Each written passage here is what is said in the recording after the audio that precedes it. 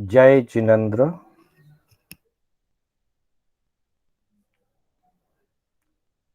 मोक्षमार्गस्य नेतारम्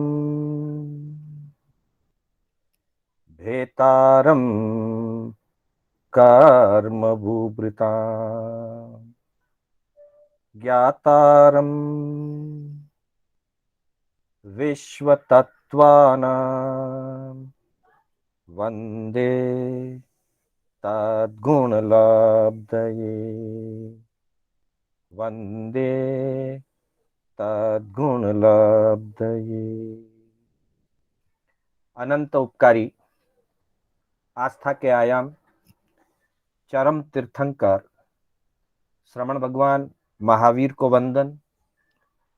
प्रभु की परंपरा में विचरण करने वाले समस्त चारित्रात्माओं को वंदन। आत्मबंधुओं, सुशील माताओं, बहनों, श्री कर्नाटक जैन स्वाध्याय संघ बेंगलोर के तत्वावधान में आयोजित आगम गाथा विवेचन की इस विशेष कक्षा में मैं शांतिलाल बोहरा आप सभी का हार्दिक स्वागत एवं अभिनंदन करता हूं। बंधुओं, जैसा कि हमारी यह इस श्रृंखला की दूसरी चरण की कक्षा चल रही है, दूसरी चरण की आज छठी कक्षा है। पहले चरण में हमने धर्म स्वरूप पर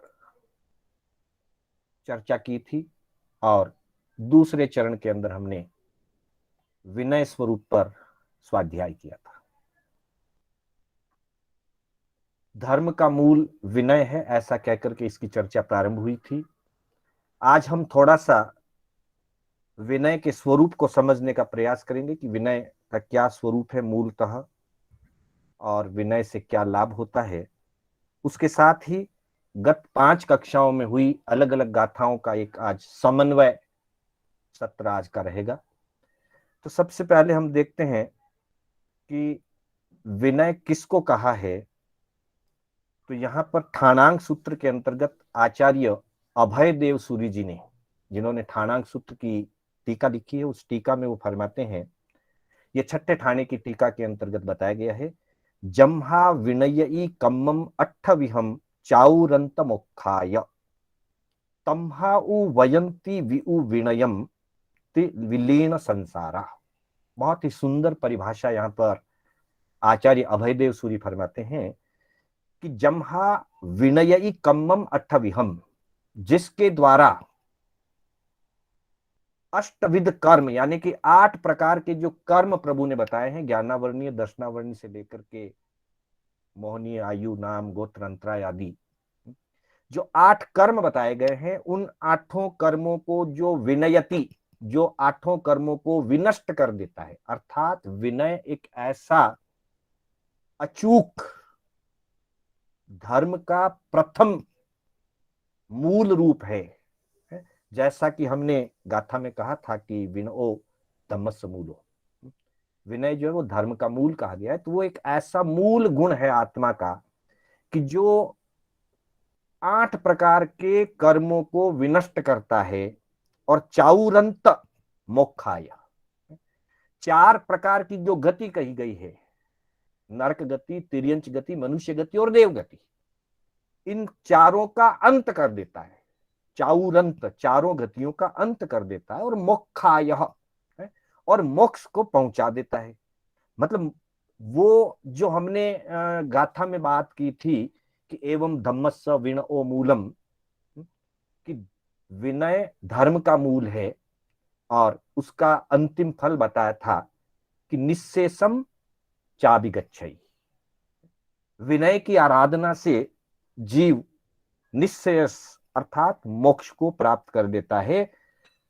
वृक्ष की उपमा से जो बात कही गई थी उसी का यह संक्षिप्त रूप यहां कहा गया है कि अट्ठविहम कम्मम विनयी, जिस क्रिया से, जिस गुण से 8 प्रकार के कर्मों का विनष्टीकरण हो जाता है, 8 प्रकार के कर्म नष्ट हो जाते हैं और 4 गति का अंत होकर के जो मोक्ष तक पहुंचा देता है, मोक्षाय तम्माउ वयंती विउ विनयंती विलीन संसारा, उसको विज्ञ पुरुष अर्थात केवली भगवंत, तीर्थंकर भगवंत, तमहाउ वयंती विनयमती, उसको विज्ञ पुरुष जो है विनय कहते हैं। जो विलीन संसारा, जीव के संसार को विलीन कर देता है, अर्थात चार गति रूप जो संसार है उस संसार को विलीन करके, नष्ट करके मोक्ष तक पहुंचाने वाला, आठों कर्म को नष्ट करने वाला, चार गति को अंत कराने वाला जो मूल रूप धर्म है उसको विनय कहते हैं। यह ठाणांक सूत्र की टीका में कहा गया आचार्य अभयदेव सूरी जी के द्वारा। इसी तरह से इसी का और संक्षिप्त रूप में कहा प्रवचन सारोद्धार की टीका के अंदर, जहां कहते हैं विनयति क्लेश कारकम अष्ट प्रकारम कर्म इति विनयः।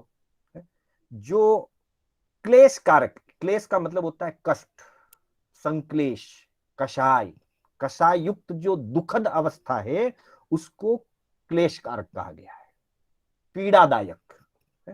पीड़ादायक जो अष्ट प्रकारम कर्म, 8 प्रकार के जो पीड़ादायक कष्ट हैं आत्मा के लिए, कर्म पीड़ा पहुंचाते हैं, आत्मा को पीड़ित करते हैं, क्लेशित करते हैं। ऐसे क्लेश पहुंचाने वाले, दुख पीड़ा कष्ट पहुंचाने वाले 8 प्रकार के कर्मों का जिससे विनयति यानी कि जिससे नाश हो जाता है, विशेष रूप से नष्ट हो जाता है, 8 प्रकार के कर्मों का इति विनय, उसको विनय कहते हैं या यह विनय है। अब एक नीति श्लोक के अंतर्गत विनय का एक अलग स्वरूप दिया है। हम सामान्य रूप से ऐसा समझते हैं और ऐसा ही कहा जाता है कि विनय से विद्या की प्राप्ति होती है, लेकिन नीतिकारों का कहना है कि सामान्य विद्या पहले आती है, विद्या आने से विनय प्रकट होता है। जैसा कि कहा गया है कि फल वाले पेड़ों से सीखो, फल पाकर झुक जाना। पेड़ की जो डालियां होती है जब उन पर फल लगते हैं, जैसे जैसे फल लगते जाते हैं, फल पकते जाते हैं, वैसे वैसे डालियां नीचे की ओर झुकती जाती है, फल आने से वे झुकती है। ठीक वैसे ही सामान्य बोध रूप जो ज्ञान है, क्योंकि विनय किसके प्रति करेंगे? विनय गुरु के प्रति करेंगे, विनय प्रभु के प्रति करेंगे, विनय माता पिता और वरिष्ठ जनों के प्रति करेंगे, विनय आगम ज्ञान और सुत के प्रति करेंगे, तो पहले उसकी जानकारी होगी, वो विद्या प्राप्त होगी, देव गुरु धर्म के स्वरूप को समझेंगे, बड़ों के उपकार को जानेंगे, उपकार को समझेंगे, उनके हित शिक्षा के महत्व को समझेंगे। उतना ज्ञान या उतनी विद्या जब प्राप्त होगी तभी उससे विनय प्रकट होगा। अगर हम देव गुरु धर्म के स्वरूप को नहीं समझते हैं, अगर हम माता पिता और गुरु के उपकार को नहीं जानते हैं, उतनी भी अगर हमारे में विद्या नहीं है, उतना भी हमें बोध नहीं है, तो विनय नहीं प्राप्त हो सकता। इसलिए कहा विद्या ददाति विनयम, विद्या से विनय आता है। जब विद्या होती है अर्थात जानकारी होती है, स्वरूप की पहचान होती है, तब उनके प्रति विनय प्रकट होता है। विनयात याति पात्रताम, और जिस जीव में विनय गुण प्रकट हो जाता है वह सही अर्थों में पात्र बन जाता है, गुणों का पात्र बन जाता है, सुखों का पात्र बन जाता है, उसमें योग्यता आ जाती है। सामान्य बोध से विनय प्रकट होता है और विनय से उसमें पात्रता जगती है, योग्यता पैदा होती है। पात्रता धनम आपनोति, और जब उसमें पात्रता जग जाती है, वह योग्यता उसमें आ जाती है, तब वह गुण रूपी धन को प्राप्त करता है। धन से यहां नीतिकारों के दोनों अर्थ हो सकते हैं। सांसारिक दृष्टि से भी धन वैभव को कहते हैं और आध्यात्मिक दृष्टि से धन या वैभव आत्म गुणों को कहते हैं। तो बंधुओं, जब सामान्य बोध जागृत होता है तो गुरुजनों के प्रति विनय पैदा होता है, और विनय की प्राप्ति होने से उसमें पात्रता या योग्यता जगती है, और उस योग्यता से वह आत्म गुण रूपी धन को प्राप्त करता है, और धनात् धर्मम, और उस आत्म गुण रूपी धन को प्राप्त करने से वह धर्ममय हो जाता है, उसका जीवन धर्ममय हो जाता है, उसका स्वभाव धर्ममय हो जाता है। और धर्ममय होने से ततः सुखम, तब उसे सुख की प्राप्ति होती है। अर्थात पहले सामान्य बोध, सामान्य बोध के बाद में गुरु भगवंतों के प्रति, देव गुरु धर्म के प्रति, बड़ों के प्रति, गुणवानों के प्रति विनय, विनय से पात्रता आती है, पात्रता से आत्म गुणों का विकास होता है, आत्म वैभव का विकास होता है, और उससे आत्मा पूर्ण रूपेण धर्ममय बन जाती है। जीव का स्वभाव, जो मूल स्वभाव है वत्थु सहाओ धम्मो, उस धर्ममय अवस्था को वो प्राप्त कर लेता है। और ततः सुखम, तब वह अनंत सुखों को प्राप्त कर लेता है। जैसा कि कहा, संसार नष्ट कर देता है, दुखों को नष्ट कर देता है, क्लेश कारक कर्मों को काट करके मुक्ति को प्राप्त कर लेता है। यही सारी बातें हमने विभिन्न अलग अलग गाथाओं के माध्यम से जानने का प्रयास किया। हमने सबसे पहले जिस गाथा की चर्चा की थी वो गाथा थी 10वें कालिक सूत्र की, विनय समाधि वृक्ष की उपमा से। कि विनय क्या है? विनय वो गुण है जिससे धर्म की जड़ लगती है, क्योंकि जड़ लगे बिना फल नहीं आ सकते। इसलिए वहां वृक्ष की उपमा दे करके, और वृक्ष की उपमा में भी 8 अलग अलग स्तर बता करके वहां पर बताया गया था कि जब विनय रूपी जड़ लगती है, विनय रूपी जड़ से वह व्यक्ति अपने अंदर में प्रशस्त भावों को पैदा करता है, और प्रशस्त भाव होने पर वो व्रतों की आराधना की तरफ आगे बढ़ता है। क्योंकि जब तक भाव प्रशस्त नहीं होंगे वहां तक व्रतों की आराधना नहीं होगी, और जब तक विनय गुण नहीं आएगा वहां तक भावों में प्रशस्तिपना नहीं आएगा, भावों में शुभपना नहीं आएगा। और व्रतों की आराधना, जिसको शाखाएं रूप कहा, और प्रशाखाएं रूप से मूल गुण के बाद उत्तर गुण समिति गुप्ती आदि की आराधना करता हुआ, इंद्रिय निग्रह और स्वाध्याय आदि करता हुआ, वह विभिन्न धर्म क्रियाओं को करता हुआ मोक्ष रूपी फल को प्राप्त करता है। और जैसे फल में रस होता है, फल के पकने पर उसमें रस होता है, वैसे ही मोक्ष रूपी फल का रस अनंत सुख रूप कहा गया है। तो वहां 10वें कालिक सूत्र के अंदर एवं धमस्स विनओ मूलम परमो से मुखो, मोक्ष परम फल की रूप में उसे मोक्ष की प्राप्ति होती है। और व्यवहार जगत के अंदर विनयवान जीव को कित्तिम सुयम सिद्धम है, उसको कीर्ति की और श्लाघनीय श्रुत ज्ञान की प्राप्ति होती है। अर्थात व्यावहारिक जगत में उसकी महिमा होती है, और आध्यात्मिक दृष्टि से परम फल मोक्ष को प्राप्त करके वो अनंत सुखों को पा जाता है। ऐसा विनय, और इस विनय को करने वाला विनीत, उसका क्या गुणधर्म होता है वो उत्तराध्ययन सूत्र के अंदर बताया गया। दूसरी गाथा, पहले अध्ययन की दूसरी गाथा में, कि विनीत किसको कहा जाए। विनीत के लिए 5 अपेक्षाएं वहां पर निर्धारित की गई। वह आज्ञा का पालन करने वाला होना चाहिए, निर्देश का पालन करने वाला होना चाहिए, गुरु सेवा और सानिध्य में वो रहना चाहिए, गुरु के प्रति समर्पित भाव से, सेवा भाव से वो गुरु के निकट रहे, तब वह इंगित और आकार संपन्न हो जाता है। इन 5 क्रियाओं में सबसे महत्वपूर्ण जो है वो गुरु न मुववाय कार्य है।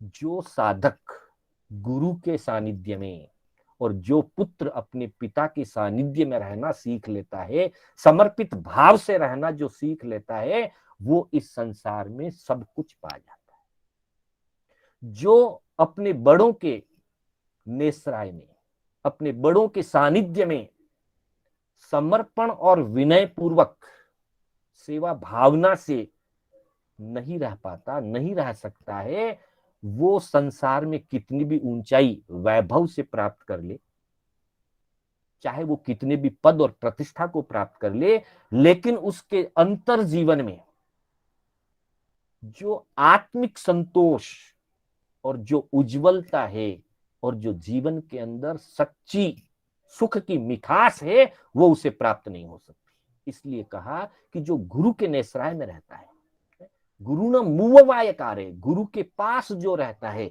और पास रहने का मतलब सिर्फ द्रव्य से नहीं है, भाव से जो पास रहता है, मन वचन और काया के अंतर परिणामों से जो समर्पण भाव से रहता है, आज्ञा और निर्देश का पालन करता है, वह इतना समझदार हो जाता है कि वो इशारे से काम करेगा और आगे चलकर इतना प्रज्ञावान हो जाता है कि उसको इशारा करने की भी जरूरत नहीं होती, क्योंकि समझदार के लिए तो इशारा काफी है, कह दिया। तो समझ तो तब आएगी तो वो इशारे से समझ जाएगा, लेकिन उससे आगे बढ़ करके आकार संपन्न हो जाता है, मतलब हाव भाव से वो जान जाता है। जैसे इशारे और आकार में क्या अंतर है उसको थोड़ा सा हम समझें। गुरु को जल की अपेक्षा है और गुरु अपने हाथ को ऊपर उठा करके थोड़ा सा इशारा करे तो इशारे से पता चलता है कि गुरुदेव को भी जल की आवश्यकता है। अथवा वो पेन के लिए, पेंसिल के लिए जरूरत हो तो वो हाथ से इशारा करेंगे और शिष्य उनको ला देगा। ये तो इशारे की बात हुई, इंगित संपन्न। लेकिन जो आकार संपन्न हो जाता है उसके लिए इशारे की जरूरत नहीं। गुरु जरा सा नजर उठाते हैं, जरा सा दृष्टि घुमाते हैं, इशारा कुछ नहीं किया, और वे गुरु के भाव को समझ जाते हैं कि गुरुदेव को अभी जल की जरूरत है, गुरुदेव को अभी पेंसिल की जरूरत है, अथवा गुरुदेव मुझे बुलाना चाह रहे हैं। और शिष्य उसी समय उठ करके एक सेकंड की भी दूरी देर लगाए बिना वो तत्क्षण गुरु के चरणों में पहुंच जाता है। आचार्य मिछाम उपाध्याय केवल मुनि जी महाराज साहब ने एक बार फरमाया था कि प्यारचंद जी महाराज साहब और कस्तूर चंद जी महाराज साहब के जीवन की घटना बताई उन्होंने कि कस्तूर चंद जी महाराज साहब का स्वास्थ्य अनुकूल नहीं चल रहा था और प्यारचंद जी महाराज साहब उनकी सेवा में थे। हमेशा वो गुरुदेव के सामने ही बैठते थे और वे अपना लेखन कार्य करते रहते थे। प्यारचंद जी महाराज साहब ने बहुत सारा लेखन कार्य किया, उनके अनेक ग्रंथ और साहित्य भी प्रकाशित हुए। तो गुरुदेव जैसे ही उनकी तरफ देखते या उनको बुलाने के लिए कुछ उपक्रम करते, चाहे वो इशारे से, चाहे शब्द से, चाहे भाव से। और महाराज साहब ने बताया, केवल मुनि महाराज साहब ने फरमाया था किसी प्रसंग में कि अगर प्यारचंद जी महाराज साहब कोई शब्द लिख रहे हैं, और उदाहरण दिया था कि मान लीजिए वो लिख रहे हैं काल, वर्तमान काल, ऐसा वो लिख रहे हैं, वर्तमान लिखा जा चुका है, अगली लाइन में काल लिखने के लिए उन्होंने क लिखा है और काल लिखना है। जैसे ही गुरुदेव उनको याद कर लेते या उधर भाव भी उनको पता चल जाता कि गुरुदेव को भी कुछ जरूरत है, तो क के बाद में काल शब्द पूरा लिखना तो बहुत दूर की बात है, क की मात्रा भी आगे का तक नहीं खींचते, क लिखा है तो क पर ही छोड़ करके गुरु के सम्मुख उपस्थित हो जाते। यह विनय गुण होता है कि वो आकार संपन्न हो जाता है, हाव भाव से समझ जाता है, गुरु के भावों को देखते ही गुरु के चरणों में जो पहुंच जाए और गुरु की सेवा करे उसको विनीत कहा जाता है। ऐसा विनीत शिष्य अबुत्थानम, अगली गाथा में कहा कि ऐसा जो विनीत शिष्य होता है वो विनय का आचार उसका किस प्रकार होता है। अगली गाथा उत्तराध्ययन सूत्र के अंतर बताई जो 30वें अध्ययन में तपो मार्ग गति, विनय को एक तप भी कहा है।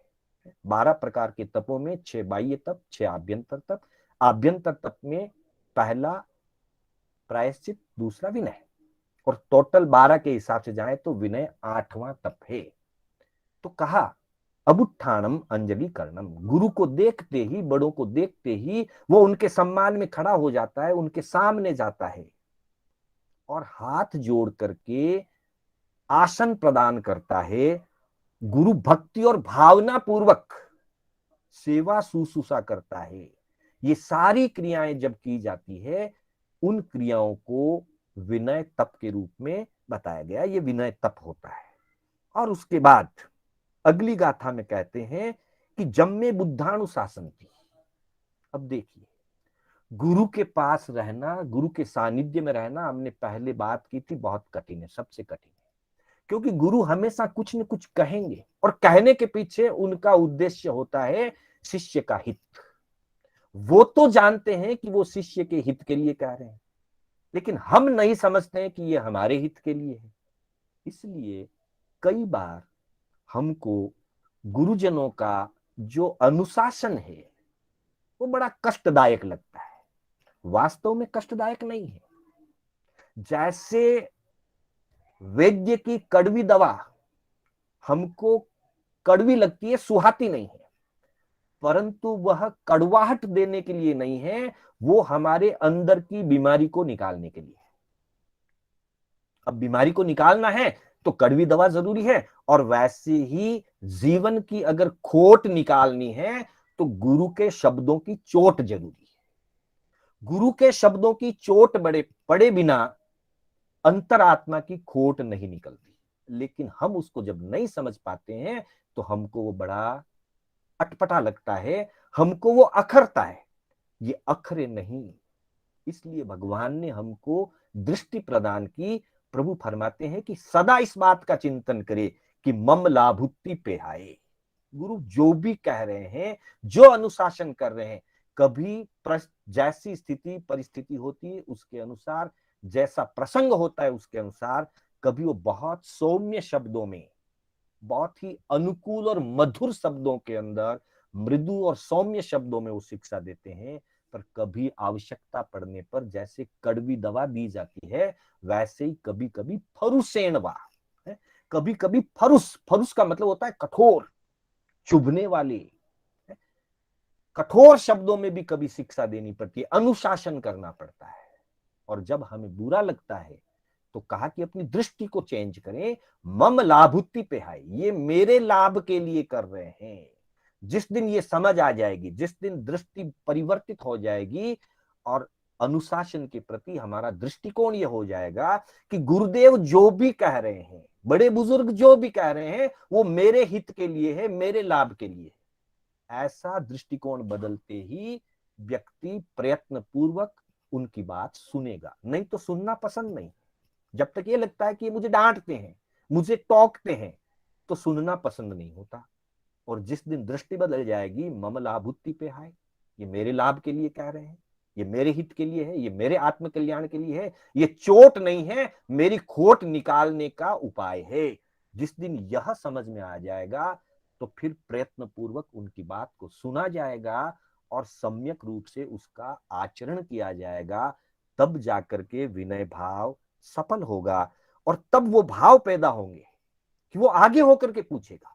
अभी तक तो उसको कहना पड़ता था कि आज तुम्हें यह काम करना है, आज तुम्हें यह क्रिया करनी है, आज तुम्हें यह सेवा करनी है। अभी तक तो कहना पड़ता था, लेकिन जिस दिन उसके मन में ये भाव जागृत हो गए कि ये मेरे लाभ के लिए, अब उसे समझ आ गई कि गुरुदेव मुझे कहे इसका मुझे इंतजार नहीं करना है, गुरुदेव मुझे कोई आदेश फरमाए उसका मुझे इंतजार नहीं करना है, मुझे स्वयं आगे होकर के गुरुदेव से पूछ लेना चाहिए। और तब उत्तराध्ययन के अंदर 26वें अध्ययन की 9वीं गाथा, जो सामाचारी का समर्पण और विनय की जो सामाचारी वहां बताई गई है, उस सामाचारी के अंतर्गत कहा गया कि शिष्य स्वयं उपस्थित होता है और उपस्थित होकर के गुरु चरणों में वो निवेदन करता है, पूछता है, हाथ जोड़ करके पूछता है, पूछे जा पंजलि उडो किम कायवम मय इहम। भगवान वैसे तो सामान्य समाचारी है कि पहले पैर में स्वाध्याय करना है, दूसरे पैर में ध्यान करना है, लेकिन विशेष रूप से मेरे लिए अभी आपकी क्या आज्ञा है, इस समय मुझे क्या कर्तव्य करना चाहिए, यह मैं आपसे हाथ जोड़ करके पूछ रहा हूं। मतलब वो गुरु चरणों में जाए, करबद्ध होकर के शीश नमा करके खड़ा रहे और विनय पूर्वक परीक्षा करे कि अहो भगवान, मुझे इस समय क्या कर्तव्य करना चाहिए। और जैसे ही वो कहे, साथ में ये भी निवेदन करता है कि आप जो भी आज्ञा देंगे, इच्छम निओ बनते, भगवान आप जिस किसी भी कार्य में मुझे नियोजित करेंगे, चाहे वो व्यावृत्य हो, चाहे वो स्वाध्याय हो, सेवा हो, प्रवचन देना हो, आज उपवास करना है या गोचरी लाना है, आहार करना है या प्रतिलेखना करनी है, या अन्य संतों के लिए मुझे कुछ विशेष सेवा करनी है, व्यावच करना है, आप जो आदेश फरमाएंगे, आप जिस कार्य में मुझे अपॉइंट करेंगे, नियोयम का मतलब होता है अपॉइंट करना, नियुक्त करना, नियोजित करना, आप जिस कार्य के लिए भी मुझे अपॉइंट करेंगे, मैं वो कार्य पूर्ण आनंद भाव के साथ करने के लिए प्रस्तुत हूं। यह आत्म निवेदन का जब अवसर आ जाता है, जब साधक विनय भाव में इतना आगे बढ़ जाता है कि वो अपने आप को पूर्ण समर्पित कर देता है। यहां ये जो बात है, इससे ये समझना चाहिए कि शिष्य में पूर्ण समर्पण भाव आ चुका है। अब उसे अपने मन से, अपने निर्णय से कुछ भी करने की आवश्यकता नहीं। उसने स्वीकार कर लिया, पल पल के लिए मैं सिर्फ वही कार्य करूंगा, उसी रूप में कार्य करूंगा जिस रूप में गुरु मुझे आदेश देंगे। गुरु का मेरा जो आदेश और निर्देश होगा, पहली गाथा में हमने बीच में लिया था कि आना निर्देश करे, और यहां ये फलित हो जाता है प्रैक्टिकल रूप में कि गुरुदेव की जो आज्ञा होगी, गुरुदेव का जो निर्देश होगा, गुरुदेव मुझे जिस कार्य में भी नियुक्त करेंगे, मैं उस कार्य को पूर्ण समर्पण भाव के साथ, पूर्ण विनय भाव के साथ करने के लिए प्रस्तुत हूं। मैं कुछ नहीं हूं, जो कुछ है गुरु है। इसलिए कहते हैं जो गुरु करे सो होय, और उसीलिए कहा कि मोक्ष मूलम गुरुर कृपा। जिसको गुरु की कृपा प्राप्त हो जाती है, वही से उसके मोक्ष का मूल अर्थात विनय गुण का विकास होना प्रारंभ हो जाता है। और उस मूल का जो फल आता है अंतिम, वो फल आता है मोक्ष। और उस मोक्ष के फल में अनंत सुख रूपी आत्म रस की प्राप्ति होती है, प्रशम रस की प्राप्ति होती है। तो इस प्रकार से हमने आज पिछली 5 दिन की जो 5 गाथाएं अलग अलग रूप में ली थी, उनका पूर्ण समर्पण, समन्वय एक करने का प्रयास किया। इस समन्वय के साथ हम अपने जीवन में इस विनय गुण को इतना गहराई से ग्रहण कर लें कि हमारे अंतर में वास्तविक धर्म और वास्तविक मोक्ष का मूल लग जाए, और हम भी उस मोक्ष रूपी फल को प्राप्त करके अनंत सुखों को प्राप्त कर सकें। इसी मंगल भावना के साथ समय पूरा हो चुका है। मैं अपने शब्दों को विराम देता हूं। मेरे बोलने में कोई स्खलना हुई हो अथवा जिनाज्ञा विपरीत कोई कथन हुआ हो, तो मैं बारंबार मिच्छामि दुक्कडम